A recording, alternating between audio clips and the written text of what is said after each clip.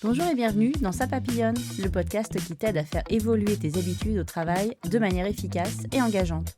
Je suis Rosanne Lemarchand, formatrice en efficacité professionnelle et chaque semaine, j'explore des thématiques variées autour de la gestion du temps et de la formation.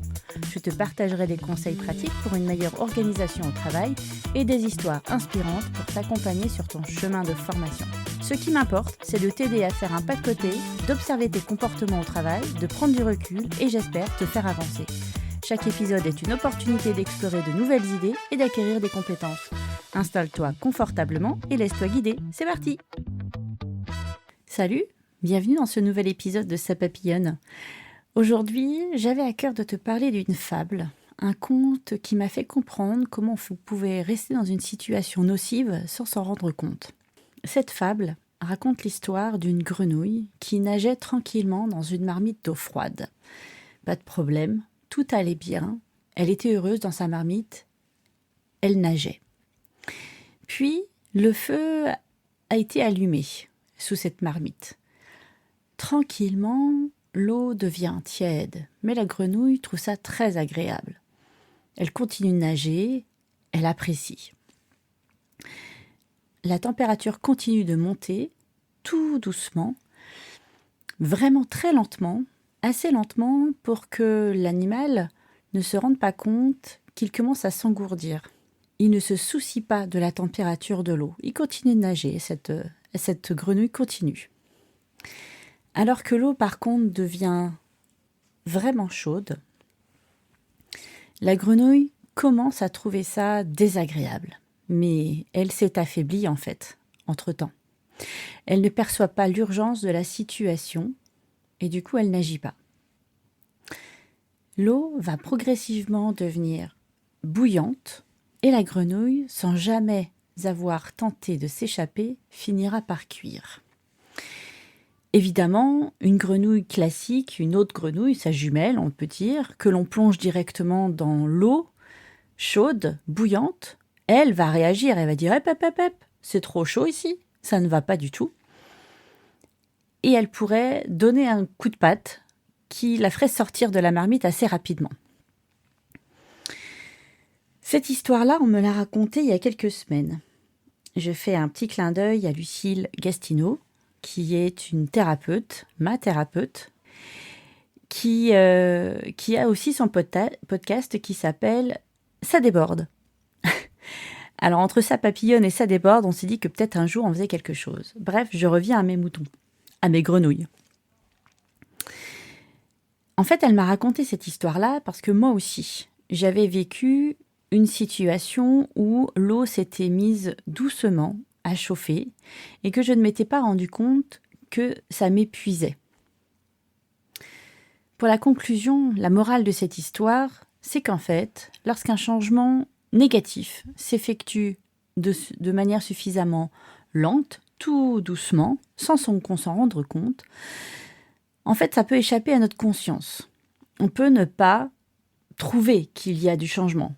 On l'accepte assez facilement, en fait, on n'en prend même pas conscience. Et forcément, il n'y a pas de déclic pour se sortir de là, pour réagir, pour se révolter, rien. Il ne se passe rien. Et donc, cette histoire que j'ai vécue, moi, pendant l'année dernière, c'est une histoire très simple. Quelqu'un qui m'aidait, qui voulait vraiment m'aider, avait pris la main, en fait, sur mon histoire que je voulais raconter avec un projet que j'avais. Et je ne me suis pas rendu compte à quel point c'était nocif, cette relation, pour moi. On n'avait pas du tout le même rythme. C'était des appels incessants, ou en tout cas tous les jours. Moi, j'appelle ça incessant. Des messages tous les jours. J'avais beau donner un cadre, au bout d'un moment, ça sortait du cadre. Et je me suis épuisée mentalement, presque physiquement, puisque mon corps a réagi, alors non pas avec un burn-out, non, il m'a montré en fait des signes de stress. Et chez moi, le signe de stress, c'est des boutons de fièvre. Et j'en ai fait 2 en 15 jours, au mois de mai.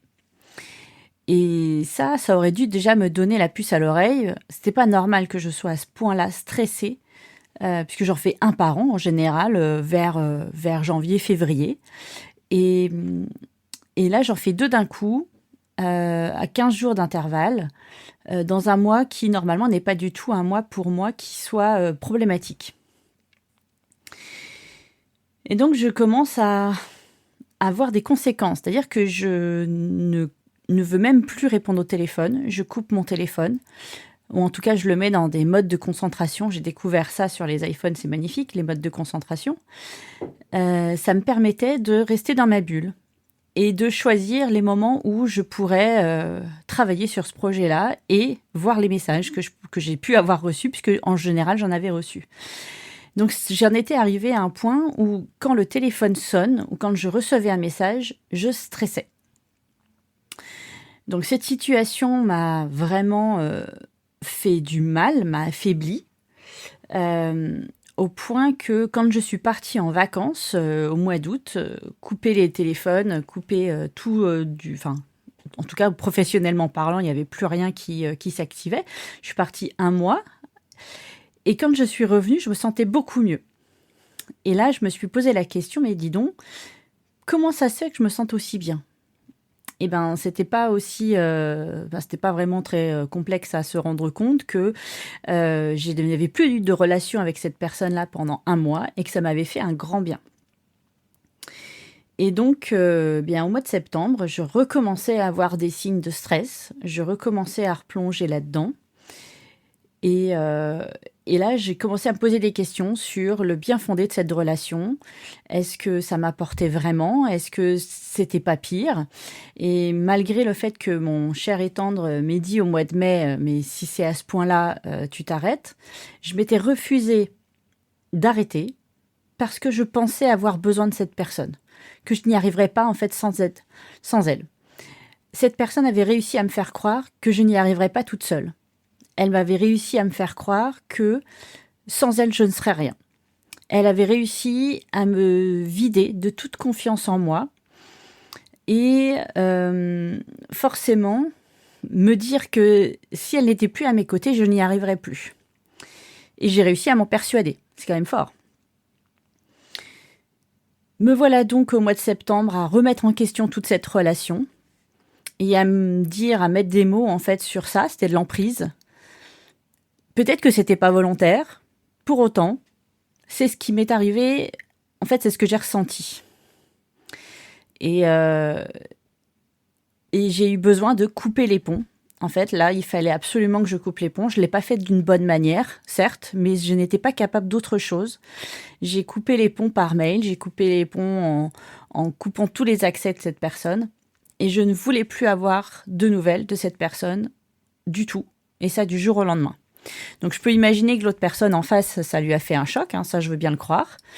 Mais j'ai dû vraiment me préserver. Je ne pouvais pas continuer en fait à avoir une relation, qu'elle soit professionnelle d'ailleurs, avec cette personne-là. C'était impossible. Je devais me reconstruire, je devais reprendre le dessus, je devais reprendre confiance en moi. Je devais me débrouiller seule, oui. Eh ben tant pis, je me débrouillerai seule. Et c'est à ce moment-là que j'ai revu, parce que je la connaissais déjà, j'ai revu Lucille. Et une fois avoir sauté le pas, j'ai eu besoin d'en parler avec elle. Et c'est du coup elle qui m'a raconté cette histoire de cette grenouille. Et c'est exactement ce que j'ai ressenti. C'est-à-dire que pendant 1 an, l'eau a commencé à chauffer pour moi. Je me suis adaptée, suradaptée. Je me suis fatiguée tellement je me suis adaptée. Et je n'ai pas compris tout de suite que j'étais dans une situation problématique.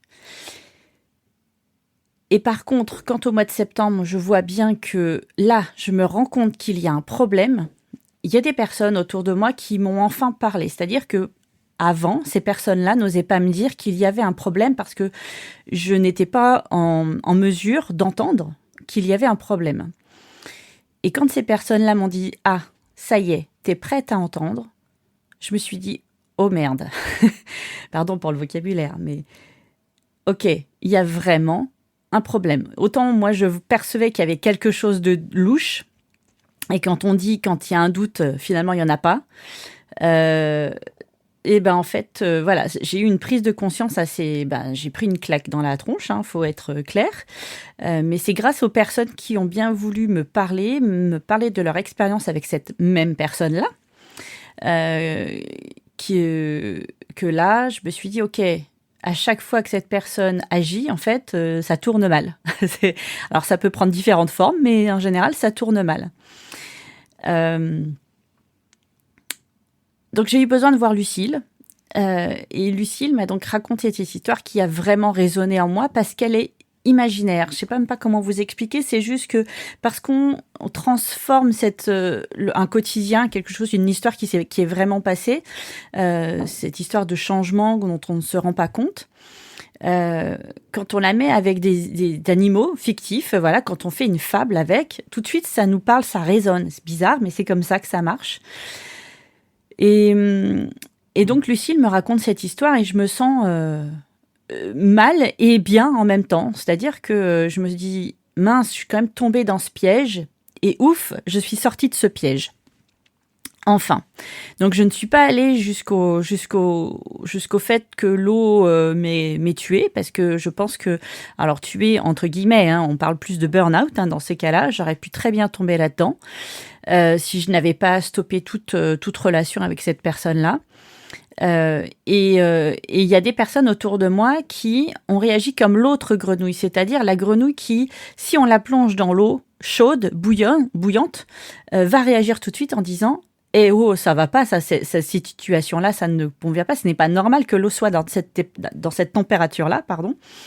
Je ressors tout de suite. Et j'ai eu des personnes qui ont réagi comme ça, au contact de cette personne. Mais je voyais pas, je comprenais pas pourquoi. Et en effet, avec le recul, je me dis, ouais, il y avait des signaux d'alerte quand même, mais je voulais pas les voir. Donc voilà, ça c'est une histoire perso, très, très perso. Même si ça se déroulait au travail. L'autre chose que je voulais mettre en parallèle avec cette histoire-là, c'est une autre histoire que j'ai vue, en fait, qu'on m'a racontée, parce que en formation, une des dernières formations que j'ai eues à animer l'année dernière en fin d'année, c'était un groupe où il y avait une personne en particulière grande détresse. Parce que elle était plutôt jeune, hein, elle avait à peine la trentaine, et elle ne se rendait pas compte à quel point la situation dans laquelle elle était, quand on nous vu de l'extérieur, en fait, quand elle nous racontait ce qui se passait, elle était toxique, cette relation aussi. C'était vraiment très nocif pour elle. Alors, dans la description, qu'est-ce qui se passait? Eh bien, très simplement, elle avait plus d'une centaine d'heures à rattraper, à récupérer. Elle faisait des heures donc à rallonge tous les soirs. Elle avait des dossiers sous le bras tout le temps. Elle travaillait énormément. On lui en demandait toujours plus et elle disait toujours oui.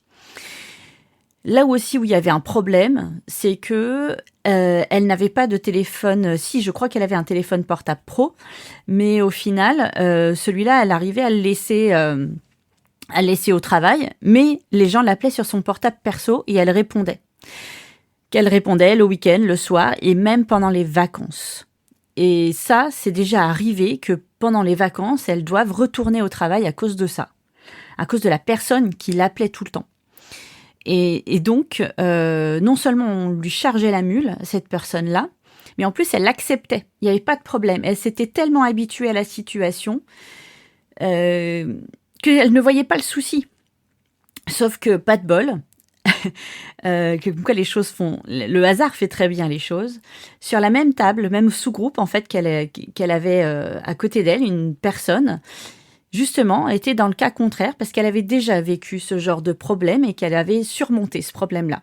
Donc, c'est très souvent qu'en formation, on se retrouve sur la même table, dans les sous-groupes, des personnes en détresse et des personnes qui ont vécu cette détresse-là et qui en sont sorties. Et ça fait des rencontres assez magiques parce que ça fait vraiment une grosse prise de recul pour la personne qui est mal. Et la personne qui est passée par là veut absolument l'aider pour sortir de là parce que c'est nécessaire pour que la personne se sente mieux, simplement, en fait, aille au travail et fasse ses horaires à peu près classiques, mais n'en fasse pas trop parce que c'est au détriment de sa santé mentale. Et elle savait trop bien ce qui lui pendait au nez, en fait. Donc, ces deux personnes se sont rencontrées et, et je crois que... Alors, j'ai raconté cette histoire. J'ai raconté l'histoire de la grenouille pendant un temps où on parlait du non, c'est-à-dire de refuser une demande. Et j'ai expliqué que j'avais vécu cette situation de mal-être au travail, de ne pas se rendre compte à quel point une relation pouvait être toxique, ou en tout cas une situation pouvait être toxique. Et ça a vraiment résonné dans cette personne. Et à la fin de cette formation, de cette journée de formation, elle nous a dit que elle avait vu toute la bienveillance en fait qu'il y avait dans le groupe parce qu'on essayait de lui faire prendre conscience des choses sans la brusquer. Ça ne sert à rien. La preuve, moi, je n'étais pas en mesure d'écouter les personnes qui voulaient me parler avant que je me rende compte moi-même de ma situation. Donc ça ne sert à rien d'aller en fait à l'affront avec elle, de montrer les faits. Par contre, de sous-entendre que raconter une histoire, partager des expériences des autres, ça pouvait résonner en elle et c'est ce qui s'est passé. Et à la fin donc de cette journée, de cette deuxième journée de formation, elle nous a dit que ok, ouais, il y avait un problème et qu'elle s'en était rendue compte. Elle savait qu'il y avait un problème, mais je crois qu'elle voulait pas l'admettre en fait. Et elle nous a remerciés pour la bienveillance qu'on lui avait apportée et qu'elle avait pris conscience qu'en effet, il fallait changer des choses.